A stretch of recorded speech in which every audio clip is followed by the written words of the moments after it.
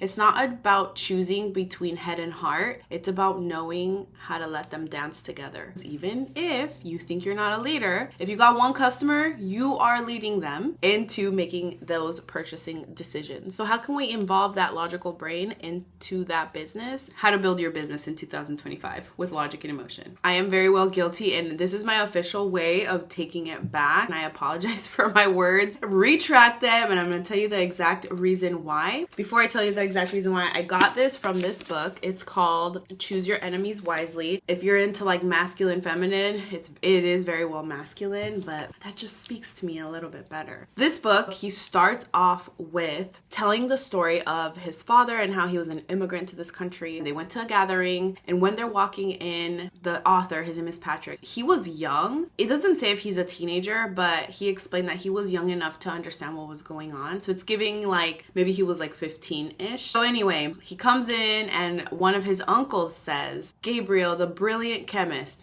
that's his dad. Gabriel, the brilliant chemist, now a dollar store cashier. And when he said that, he turned over to his dad, and you could see his dad's face just like get super small, just super hurt. That's pretty much the beginning of the book. The actual book is about leadership, personal, and business growth, but the entire book talks about how that was a moment that he never forgot and the fuel to pretty much his entire life. That's just the beginning of the book, and how logic and emotion, they go together. Because logic in business, obviously we're here because we're trying to build a business, but logic in your business, like you need to make decisions. You said yes to this business. You informed yourself. You figured out, okay, how does this make sense financially for me? That was a logical decision, but it comes with emotion. Your emotion drives your motivation because you're not motivated every single day, okay? There's something about that mid-month slump that we don't want to get up and work. So it drives emotion, it drives commitment to this business, it drives empathy, right? So all of these aspects, influencing others to do this business with you, all of that drives from that emotion. How do they work together? Well, logically, okay, we have to go over the strategy behind our business. We have to go over our numbers. It's like our little business brain. It provides that roadmap. What roadmap do we have to take in order to get to MMP, to our next trip? While the emotion fuels the journey when we don't want to do it.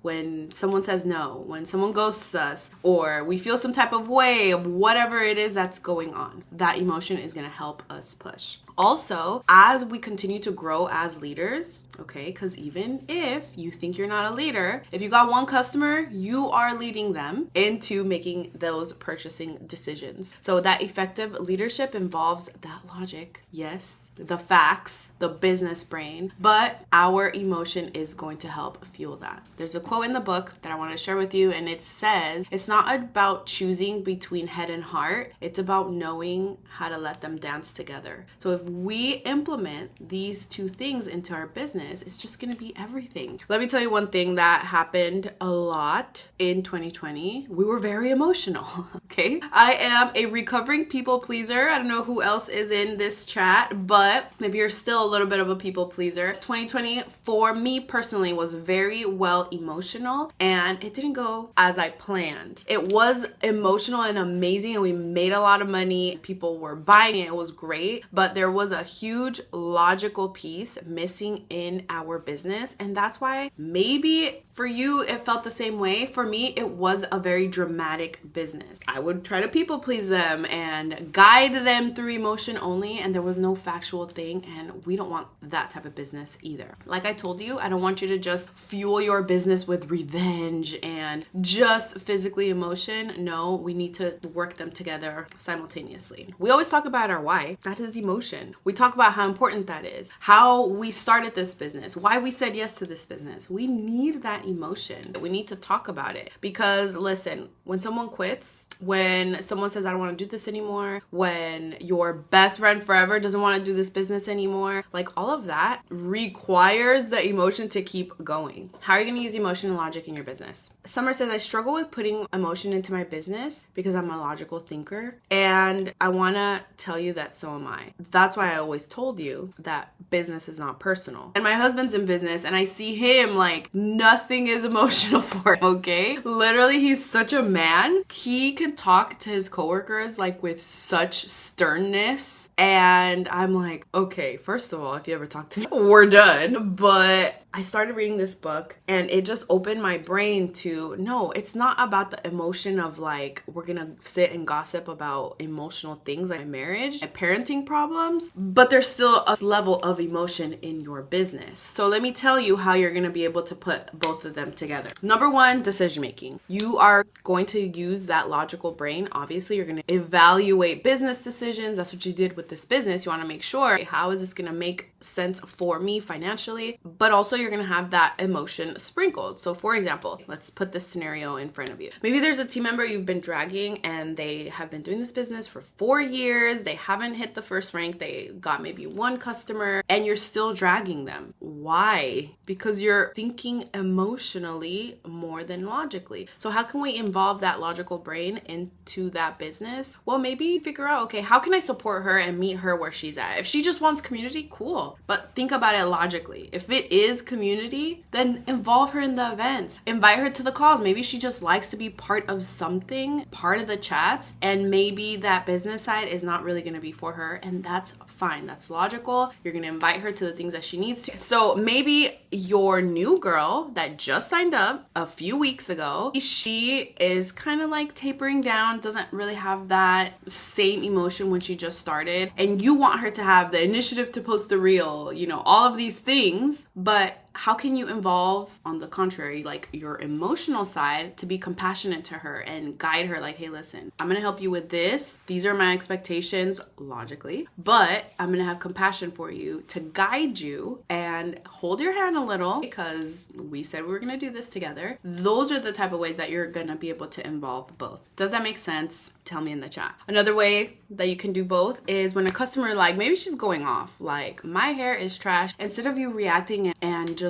going off and panicking, maybe you can analyze the situation logically. Like, what is she doing? Facts. But then maybe she just needs you to listen to her. And that's where the customer service comes in. Yes, the logical resolution would be great, but like, what about the emotional one too? Hearing her out, understanding her, and then figuring out a way to fixing the problem. Storytelling is another way that you could do both. Because storytelling in sales, because that's exactly where we're at, and I'm going to show you my screen because I wanted to show you something that you can do that I kind of want you to do today. So facts, statistics, yes, we're vegan, billion-dollar company, Miami, education, all of these things that we have. But like, what is the story behind all of that? Why did we say yes? Why did your upline say yes? Why did a few of the girls in your team say yes? Those stories are emotional. They're not, it's our story to tell. But if we do both, remember that. Maybe some people are like Summer, that they're very logical. That's great. But a lot of us are very, what am I trying to say? They are more emotional. And we have both type of brains. How can you do that? I'm going to share my screen and I want to show you something that I've done because not everyone has time to be talking in front of the camera. Maybe you have a job or maybe you have kids or you don't want to talk in front of the camera today. I created this. You can do it on your phone, but this is how I just created a whole bunch of my stories. Here's my story. My husband and I, we got married, social media, depression, and my hair. Here you go. And I have a whole bunch of these. These are like my filler ones when I don't feel like talking on stories and I just have them. You don't have to have it intricate. Use a template if you need to, but create some sort of your story already done. We've talked about this before. So has Sarah on my computer because it's easier for me. So that's going to be one of the ways that is going to, because that's logic. The logic is I'm going to share my story because I need to hit into the emotion. And then the emotion is you actually sharing your story. This next section, how to build your business in 2025 with logic and emotion. So that's one of them. We're going to start today. We are going to share our story and start getting ourselves organized because our business plan has to be simple. If we're trying to do 30-day challenges, which I love to do, by the way, 30-day this, and we're not going to do that. We're going to focus on the next 7 days. We're business owners here. How does that sound? I think overall, what we're truly missing is the reminder that this is a business. And sometimes when life happens, because how many of us aren't going through financial, marital, mourning? Like, there's so many people going through a lot. Like, your story is not unique. Everyone's going through what you're going through, even in this team, not belittling your pain. I'm just saying everyone's going through something. Lawsuits. I know that a few people that I know are going through, like, it's crazy out there, okay? It's wild.